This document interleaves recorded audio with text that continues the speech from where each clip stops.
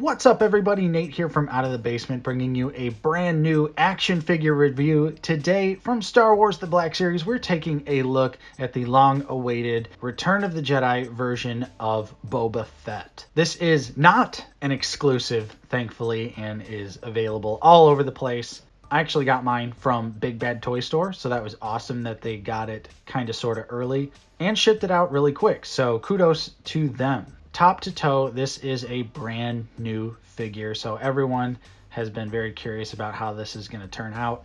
Spoiler alert, I already opened it and I think it is fantastic, but I'm going to show you the accessories and then of course the figure itself. So let's jump right into it. We'll start off with the box here. Of course, we've got the Black Series logo, Return of the Jedi at the bottom. There is the side art, looking very nice. On the back of the package, here is his bio, so you can pause it and read it now. He's number 6 in the line, and of course there's a larger image of the side image. On the bottom, just the barcode, and of course nothing on the top. So let's go ahead, we're going to get this guy open. We'll take a look at his accessories and then the figure itself. First up here, we're just going to start out with his accessory that comes on the wrist. This is of course the sort of like the grapple hook thing that he has. And he fires it at Luke Skywalker. Unfortunately, this one does look a little too short to wrap around the figure. I'll definitely try it out. But to me right now, just looking at it, it looks a little short. But of course, you can see the sculpted details are nice. The silver paint is applied very well. And this just clips onto his hand, but it falls off pretty easily. Next up, you actually get the missile part of the jetpack as a removable piece, which is a nice touch. And you can see it has some varying gray paint on it. Definitely gets darker right around in there. And you can see it's silver at the top as well. And of course, it just plugs in just like that. Fits very snugly. And now here is a look at the jetpack. Of course, you can see there's a really wonderful paint application on here. Some really nice details. Yeah, the yellow is definitely way too bright. But honestly, I kind of like it.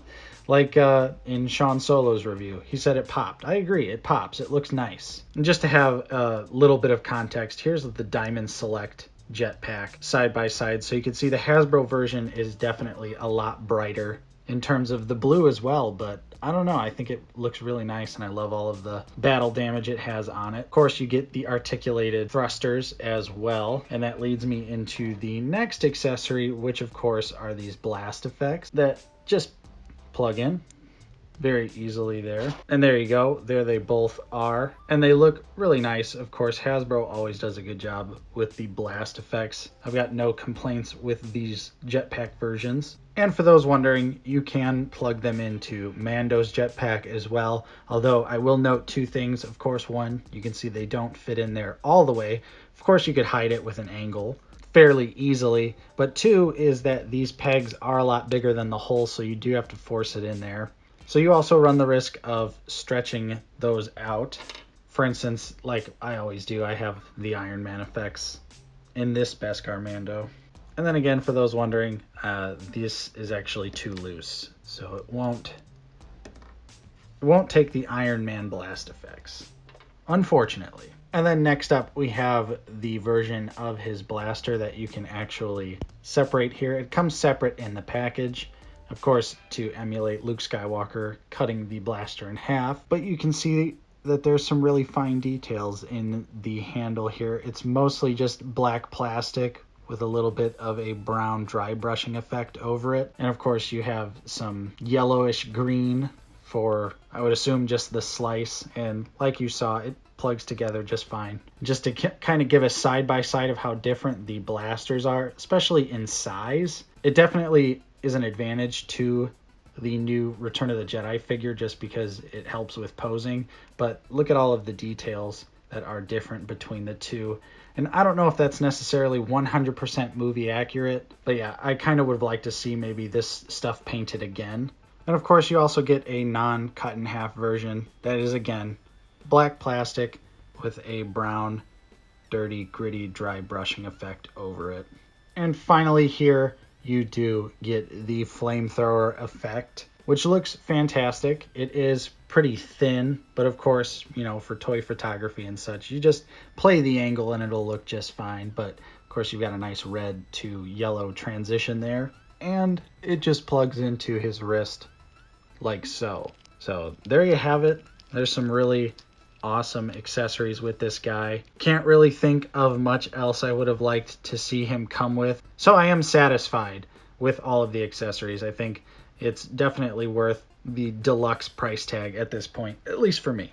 All right, so even though you just saw the figure there for a little bit, we're going to go ahead and put him on the stand and take a closer look. All right, and here is Boba Fett on the rotating base, looking like an absolute badass here. It's safe to say that Hasbro killed it with this brand new Boba Fett. Personally, I'm a huge fan of the Return of the Jedi look for Boba Fett, so I'm happy that we finally got him in the collection and that it's this damn awesome. There's definitely some things that I'm gonna nitpick for sure, but overall I think this is a fantastic release. So let's go ahead, we're gonna get him off the stand and take a closer look. And starting up top here, yes, of course, let's get this right out of the way. You gotta heat the helmet up. It's completely unavoidable with this figure. Mine wasn't too warped, but it was warped enough. So really all you have to do is soak the head in hot water for about 20-30 seconds and the helmet takes shape once again. Really simple fix. Granted, we shouldn't have to do that, but still, happy it was an easy fix, and you can see the helmet looks very good. Got the red paint, of course, all the chips, the dings, the dents, the things you love about Return of the Jedi Boba Fett here. The green, of course, underneath all ties it together, and you see bits of silver there as well. Of course, we've got our iconic ding there and the orange lines. Everything's checking out here. Mando logo on the shoulder. Some more of that wonderful battle damaged detail there. There's the insignia right there, cleanly applied. Green paint looks really nice, and so does all the silver bits. Here's the other shoulder pad, and you can see all the details there. His Wookiee trophies. And that brings us to our first gauntlet here, which you can see is attached via some soft plastic bits here. Looks like they do have a little bit more give than the other previous releases of Boba Fett and Jango Fett, but still I would just be careful with this, especially when I show you how the articulation works. But yeah, the gauntlet details are fantastic, especially on this arm. They really nailed those wonderful details. Look at that nice silver paint there too. It's really cleanly applied. And of course on this release, many know that you have a soft plastic cape here instead of a soft goods cape. Definitely a little bit of a bummer, but I actually don't mind how this one turned out. I think the sculpt is really solid and it's very flexible. So I definitely could see it, you know, easily being manipulated. And then of course here is just the back of the figure. You can see there's some red paint there right above the Boba butt. But here we go, some plain Jane legs. We'll turn it around here, and of course you can see the red sash, and the belt is a nice floating piece here, so that is a very nice touch. Of course in the crotchal region, some more battle damage details.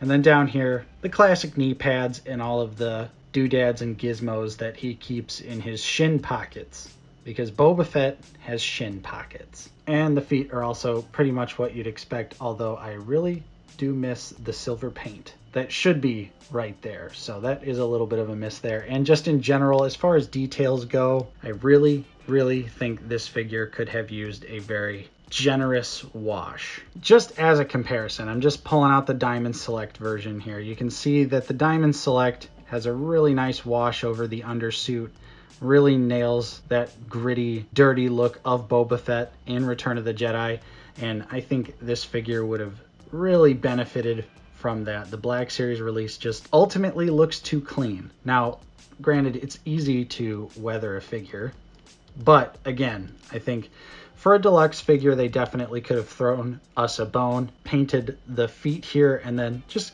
given us a little bit of a wash. But otherwise, though, I think the details are absolutely excellent. So now let's go ahead and take a look at his articulation.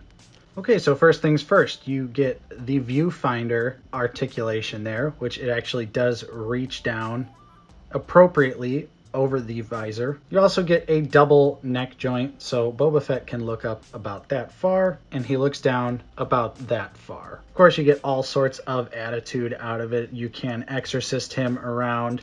You get the head tilt, all the Boba Fett sass that you could possibly need is in this head. So really nice articulation here. Really liked the way that it turned out, although I do definitely wish he could look up just a little bit further. Hasbro decided to switch up the shoulder pads this time around. Now they are more of a floating soft plastic piece, so they don't really inhibit the arms there until, of course, you go to rotate them around. You can't obviously do that, but the full range of motion is definitely working out there. Of course, hidden inside the armor, it's hard to see him, but there you go. He's got butterfly joints, and they work wonderfully, especially for holding his blaster with two hands. Now his arms also have a crazy amount of articulation. First off here, you get really nice, slightly more than 90-degree elbow cut. You get rotation right there. You then get rotation at the actual joint, rotation for the gauntlets, and then of course the hands rotate around. This one is the horizontal hinge for the flamethrower effect, which I think actually works in this case. And then for the other arm, you get the vertical joint. So good work there, Hasbro. I actually do appreciate how that turned out. And for the ab crunch, you get about that far forward. You get a decent amount back. Of course, you get some nice side to side. The belt is a floaty piece, so you can kind of move it down, and it gives you just a little bit more. It's a soft plastic for the armor here, but it still doesn't give too much. Of course, you get rotation and again, side to side. For the leg here, you can see that he can kick all the way out, do the splits just fine, kicks back about that far. You get a thigh swivel, a single jointed knee here, and you can see that the knee pad is sculpted onto the top of the leg. You get swivel, and then of course moving down to the feet, you get a full range of motion there going down, really nice motion going up, and ankle pivot. So of course, overall, this Boba Fett is definitely an improvement in terms of articulation over the Empire Strikes Back version. Definitely gives you what you want from a 6-inch Boba Fett figure. Could there be some more articulation? Sure. But I think what we got with this is really nice, and it's going to lend to some really great posing. So yeah, detail-wise and articulation-wise, I think this figure is still a hit. So let's go ahead. We're going to put him back here, and then I will show you how he scales. Starting out, of course, we have the Black Series Empire Strikes Back archive release of Boba Fett, and then Jango Fett. And he's definitely shorter than the original Boba Fett figure, but now seeing him and Jango Fett side by side kind of makes sense why they did it, since Jango Fett's a little bit shorter. I think they kind of made him more realistically sized to like Temuera Morrison. Or that could just be me explaining away why they made him smaller. And here he is with Mando and the archive release of IG-88. Then, of course, we've got Forlom and Zuckuss. Then with Dengar and Bossk. Wrapping up the Black Series, we've got the Walmart exclusive Luke Skywalker and the 2020 Stormtrooper. Then, of course, for some import action, we have the SH Figuarts Tank Pilot and the Mafex First Order Stormtrooper. And last but not least, here he is with the Diamond Select version of Return of the Jedi Boba Fett. So yeah, it's safe to say this Boba Fett is amazing. Definitely worth your time and a worthy addition to the Black Series collection. Yeah, of course, the helmet issue is a little bit of a bummer, and the figure could definitely use a nice wash, but Hasbro really knocked it out of the park. I think the details, the accessories, and the articulation are fantastic. A vast improvement over the Empire Strikes Back version, in my opinion. So yeah, pick this one up. Of course, if you enjoyed my review, don't forget to leave a like, subscribe if you are new. We're always talking about Star Wars The Black Series here on the channel. Of course, I'm Nate from Out of the Basement. Thank you so much for watching, and we'll see you next time.